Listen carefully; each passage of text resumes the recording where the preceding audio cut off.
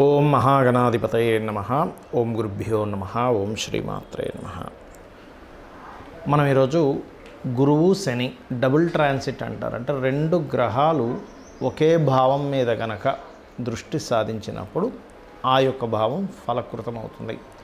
మనం చూడండి, చాలా అంశాలు గృహం కట్టుకోవాలనుకుంటాం, విద్య పూర్తి చేసుకోవాలనుకుంటాం, కొన్ని బ్యాక్లాగ్స్ మిగిలిపోతుంటాయి. వివాహం కానివ్వండి, ఉద్యోగం కానివ్వండి, వ్యాపారం కానివ్వండి, ఒక స్థలం కొనుక్కోవడం కానివ్వండి, ఇలాగ అనేకమైనటువంటి అంశాలు.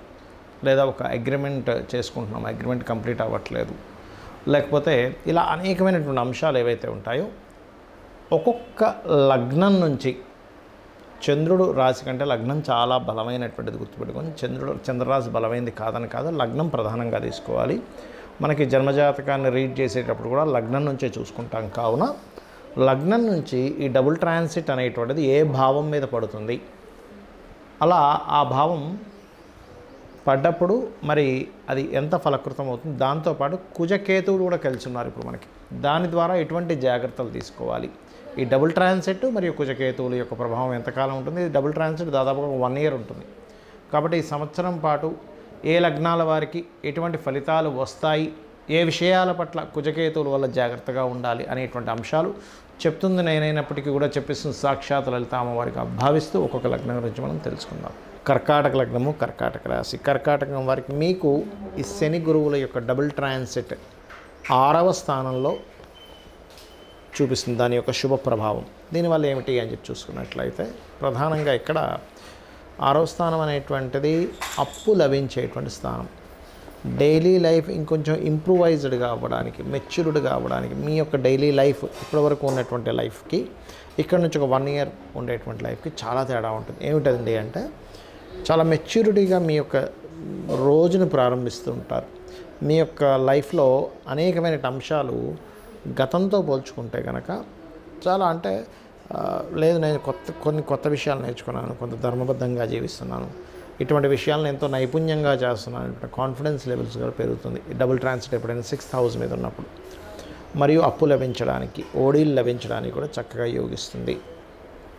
మరియు కాంపిటీషన్ ఎగ్జామ్స్కి వెళ్ళినప్పుడు కానీ, కాంపిటేటివ్ రిలేటెడ్ వాటిలో కానీ చక్కగా ఉంటుంది. అయితే ఇక్కడ మనకి శని గురువులతో పాటు 2వ స్థానంలో కుజకేతువుల యొక్క సంబంధం కూడా ఏర్పడింది. కాబట్టి ఇది ఒక పిశాచి యోగంగా చెప్తారు. అయితే 2వ స్థానం ధనస్థానం కాబట్టి మీరు ఎవరికైనా మనీ విషయంలో, ముఖ్యంగా గవర్నమెంట్ ఎంప్లాయీస్కి లేదా అన్నదమ్ముల వరుస వాళ్ళకి, వీళ్ళకి ఎవరికైనా మీరు ధనాన్ని ఇచ్చే విషయంలో, లేదా వాళ్ళ నుంచి మీరు ఏదైనా ధనాన్ని పొందే విషయంలో, అంటే ఫైనాన్షియల్ ట్రాన్సాక్షన్స్ విషయంలో చాలా చాలా చాలా కేర్గా ఉండండి.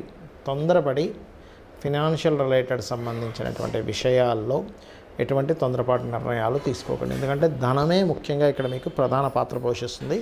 ఇద్దరి మధ్యన ఉండేటువంటి రిలేషన్ని పాడు చేయడానికి. ఇక్కడ ఎందుకు అంటే 2వ స్థానంలో కుజకేతువులు ఉన్నారు కాబట్టి.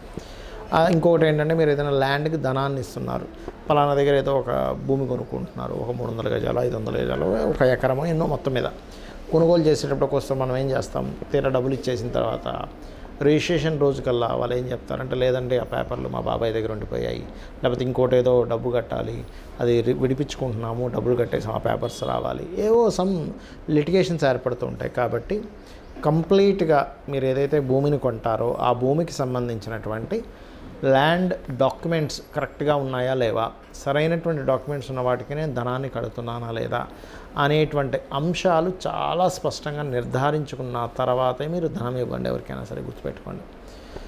అలాగే మీకు ₹1 వస్తుంది, ₹1 వెళ్తుంది. 2వ స్థానంలో కుజకేతువులు ఉన్నప్పుడు, ముఖ్యంగా కేతువు సంవత్సరంన్నర పాటు ఇక్కడ ఉంటాడు కాబట్టి గణపతిని తలుచుకోండి. కానీ కుజుడు కూడా కలిసి ఉన్నాడు కాబట్టి ఓం గణపతయే నమః, ఓం స్కందాయ నమః, ఈ నామస్మరణ వల్ల ఫినాన్షియల్ గ్రోత్ పెరుగుతుంది. మీకు ధనం వచ్చినా, తీసుకున్నా, ఇస్తున్నా సరే దానివల్ల ఎటువంటి ఇబ్బంది రాదు.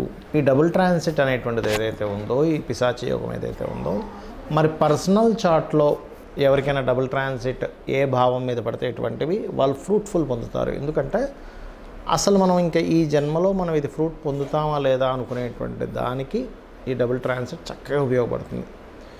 దీన్ని గురుకర్మ యోగము అని కూడా ఉంటారు జన్మజాతకంలో. అంటే శని గురువులు, కర్మ అంటే శని, జీవుడు గురువు, కారకుడు గురువు. దీనివల్ల ఎవరికైనా ఈ కాంబినేషన్ పర్సనల్ చార్ట్లో ఉన్నట్లయితే వాళ్ళు టీచింగ్స్ లైన్స్లోకి వెళ్ళడానికి, అకౌంటింగ్ రంగాల్లోకి వెళ్ళడానికి, మరియు ధర్మబద్ధంగా జీవితం సాగించడానికి, ధర్మానికి వ్యతిరేకంగా ఉండాలంటే వాళ్ళకి ఎక్కడా కూడా మనసు ఒప్పుకోదు ఈ గురుకర్మ యోగం ఉన్నటువంటి వారికి. దాంతోపాటు కేతు సంబంధం వచ్చిందనుకోండి, ఉదాహరణకి వాళ్ళకి గురుకర్మ యోగా విత్ ఆధ్యాత్మిక యోగం కూడా ఏర్పడుతుంది. సో ఇది గుర్తుపెట్టుకోండి. అయితే ఈ డబుల్ ట్రాన్సిట్ కనుక ఎవరికైనా వాళ్ళ పర్సనల్ చార్ట్లో జన్మలగ్నం మీద సంబంధం ఏర్పడింది అనుకోండి, వాళ్ళు 100% ధర్మబద్ధంగా ఉంటారు. కాకపోతే లగ్నాధిపతి కూడా బాగుండాలి అక్కడ.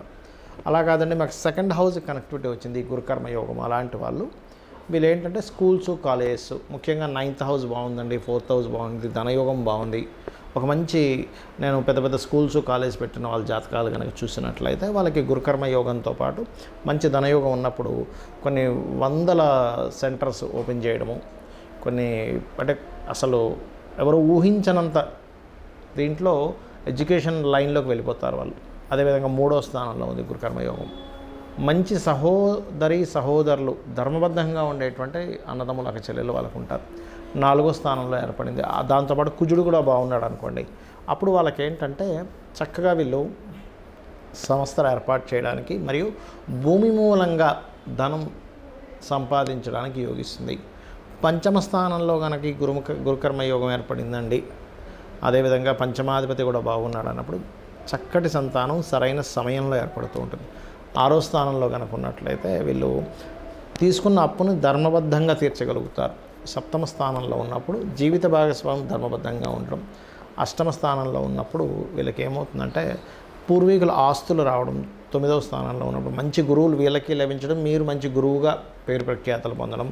10వ స్థానంలో ఏర్పడినప్పుడు మంచి అంటే ఇక్కడ చూడండి మనకు ఒక్కోసారి సరైన సమయంలో సరైనటువంటి కంపెనీలో వీళ్ళకి జాబ్స్ రావడం అనేటువంటి జరుగుతుంది. అయితే ఇక్కడ ఏంటంటే దశమాధిపతి కూడా బాగుండాలి. అదేవిధంగా 11వ స్థానంలో ఏర్పడినప్పుడు వ్యాపారాన్ని ధర్మబద్ధంగా చేస్తారు. 12వ స్థానంలో ఏర్పడినప్పుడు గురుకర్మ యోగం. వీళ్ళు ఎక్కడా కూడా అంటే వీళ్ళ యొక్క వివాహ జీవితాన్ని ధర్మబద్ధంగా గడపడానికే చూస్తారు. గురువు ఉన్నా లేకపోతే గురువు శనులు కలిసి ఉన్న 12వ స్థానం మీద దృష్టి ఉన్నా కూడా. అయితే ఇవన్నీ నేను మీకు ఎందుకు చెప్తున్నానంటే ఇది ఖచ్చితంగా ఫ్రూట్ఫుల్ ఇచ్చేటువంటి కాంబినేషన్ అంటారు దీన్ని గురుకర్మ యోగం. మీ జన్మజాతకంలో ఏదైనా పలానా భావం మీద ఉంది కానీ ఆ భావాధిపతి కూడా బాగున్నాడు అన్నప్పుడు ఖచ్చితంగా ఆ భావాన్ని మీరు పొందుతారు. కొంతమంది అంటుంటారు చూసారు ఏమిటోనండి నేను జీవితాంతం కష్టపడ్డానే అసలు ధనవంతుడిని అవుతాను అవను అని భయం వేస్తుందని. ఇటువంటి వారికి ధనస్థానం కనుక మీకు ధనాధిపతి బాగున్నాడు అన్నప్పుడు మీరు ఒక హోప్ పెట్టుకోవచ్చు జీవితంలో. ఎస్ నేను ఖచ్చితంగా ఏదో రోజు కేఎఫ్సి అధినేత చూడండి ఆయన 70వ ఏట 65-70వ ఏట ఆయన మొత్తం ఆయన యొక్క సామ్రాజ్యాన్ని విస్తరించగలిగాడు. అంటే ఏంటంటే ప్రతి వ్యక్తికి కూడా వాళ్ళ యొక్క జాతక చక్రంలో ఒక గొప్ప యోగం ఇలాంటి డబుల్ ట్రాన్సిట్ యోగం ఉన్నప్పుడు ఖచ్చితంగా వాళ్ళకి ఒక మంచి లైఫ్ అనేటువంటిది ఉంటుంది.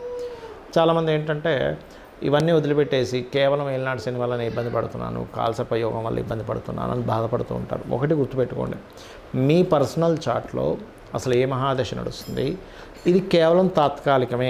కొన్నిసార్లు కొన్ని మహాదశలు 5-6 ఏళ్ళు ఉన్నప్పుడు ఇంకా బ్యాలెన్స్ ఉన్నప్పుడు 5-6 ఏళ్ళ తర్వాత మీకు బాగుంటుంది. ఒక్కోసారి కొన్నిసార్లు కొన్ని కష్టం కూడా రావడం మంచిగా జరుగుతుంటుంది. అంటే ఎలా అంటే ఆ పర్టికులర్ పీరియడ్లో స్ట్రగుల్ అయినప్పుడు మనిషి చాలా స్ట్రాంగ్ అవుతాడు. ఆ స్ట్రాంగ్ మైండ్ స్ట్రాంగ్గా ఉండేటువంటి విల్ పవర్ వాళ్ళ లైఫ్లో ఒక స్టేజ్కి తీసుకెళ్తుంది. అంటే మీరు ఒక స్టేజ్కి వెళ్ళాలని యోగం ఉన్నప్పుడు చాలామంది ఏమంటుంటారంటే ఏమండి ఎవరు చూసినా నా జన్మజాతకంలో అద్భుతమైన యోగం ఉంది చాలా పెద్ద కోటీశ్వరులు అవుతావు అంటున్నారు, కానీ నేను చూస్తే ఇన్ని కష్టాలు పడుతున్నాను ఏమిటిది అంటూ ఉంటారు. నేను ఒకటే చెప్తాను, ఏ కోటీశ్వరుడైనా ఎంత పెద్ద బిజినెస్ మ్యాన్ అయినా ఒకప్పుడు కష్టపడ్డ వ్యక్తే. ఆ కష్టపడ్డాడు కాబట్టే సఫర్ అయ్యాడు కాబట్టే అంత స్ట్రాంగ్ అవుతాడు. మిమ్మల్ని స్ట్రాంగ్ చేయాలంటే ఫస్ట్ గ్రహం ఒక కష్టాన్ని ఇస్తుంది, గుర్తుపెట్టుకోండి. కష్టం ఇవ్వకుండా స్ట్రాంగ్ అవ్వలేరు ఎవరు. మనం మజిల్స్ పెంచాలన్నా మన బాడీకి మన మజిల్స్కి ఫస్ట్ కష్టాన్ని ఇవ్వాలంటే ఒక పెయిన్ ఇవ్వాలి. పెయిన్ ఇచ్చిన తర్వాతే అది స్ట్రాంగ్ అవుతుంది. సో మీ అందరికీ కూడా చెప్పేది ఒకటే, మీరు ఎటువంటి కష్టాల్లో ఎటువంటి ఇబ్బందుల్లో ఉన్నా మెయిన్గా ఇవాళ రేపు అప్పులు ఎక్కువగా ఇబ్బంది పడుతున్నారు అప్పుల బాధలతో. కాబట్టి ఓం అపర్ణాయే నమః. ఫైనాన్షియల్ గ్రోత్కి ఓం సంపత్కరీ సమారూఢ సింధుర వ్రజ సేవితాయే నమః అనే మంత్రం. లేదండి నాకు హ్యాపీనెస్ లేదు, బిజినెస్లో ఇంప్రూవ్మెంట్స్ లేవనుకునేటువంటి వారు ఓం ఇంద్రగోప పరిక్షిప్త స్మరతోనాభజంగికాయే నమః. అలా కాదు నాకు మంచి జాబ్ రావట్లేదు అనుకునేటువంటి వారు ఓం మాణిక్య మకుటాకార జానుద్వయ విరాజితాయే నమః అని చేసుకోండి. అన్ని విధాలు మీకు బాగుంటుంది. శ్రీమాత్రే నమః.